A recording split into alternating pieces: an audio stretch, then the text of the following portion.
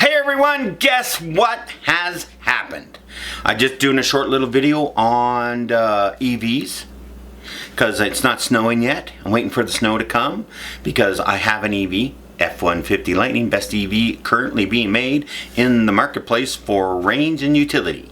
If you want a short range vehicle, there's lots of them out there. I don't recommend them where I live, it gets cold. But the Ford Motor Company has done something that they should not have done. And I just want to put it on record that I'm very disappointed that the MBAs and the marketers have gotten to the CEO of the company and they're doubting what they're doing. Now, as I've said before about EV production being toast, it's all about batteries. But the Ford Motor Company just cut back their investment that they're making in their battery plant with CATL, and this is a mistake.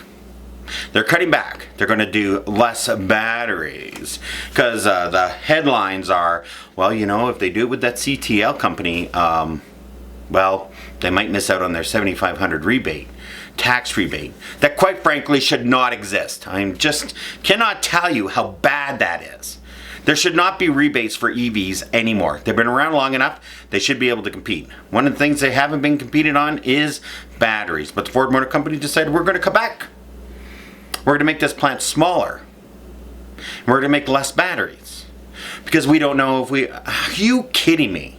First of all, the bottleneck is batteries and battery pricing.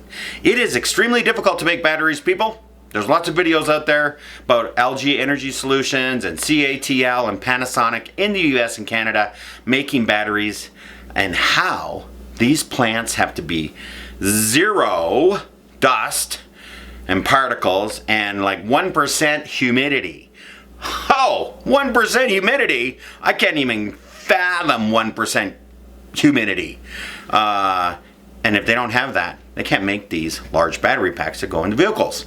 But Ford is cutting back, and this is a mistake because this will increase their cost. This will increase their cost to making these batteries, and then when they finally get it right, which I don't think they're going to because the MBAs and the marketers have told them, put the price up, put the price up, put the price up, you're not making money, put the price up, you're not making money. They're making money. They're just investing $3-4 billion a year into factories. Take that out. Take that investment out and say, how much does it cost to make this? And I'm telling you, they're making money on every vehicle. And they're making a ton of money. Way more than they should. But now they're not looking at that because the accountants and the MBAs have gotten in there and destroyed the CEO of Ford. Don't get me wrong, they're doing it at Tesla. Tesla's lower range. They're making tons of money, but they're lowering the range. VW's in trouble. They don't even understand how to make an electric vehicle. I should say they totally understand how to make an electric vehicle. They just don't want to make one that everybody wants to buy. In North America, that is. So that's just the way it is. And don't get me going on the other brands about how great range are on other vehicles and stuff. You can't buy them. And at the filming of this video, there are no Cybertrucks. Oh, I mean, they had their event and everything, and they sold some, and they're going to deliver some, and you know, I don't know, maybe 100 this year or 200 or something like that. I don't know what it is, but you know, I'm not going to see any where I am. I don't even think I'll see any in 2024. So thank you so much for tuning in for my little rant of CEOs getting conned by the CFOs and marketers and MBAs that actually don't really know what's going on in the marketplace.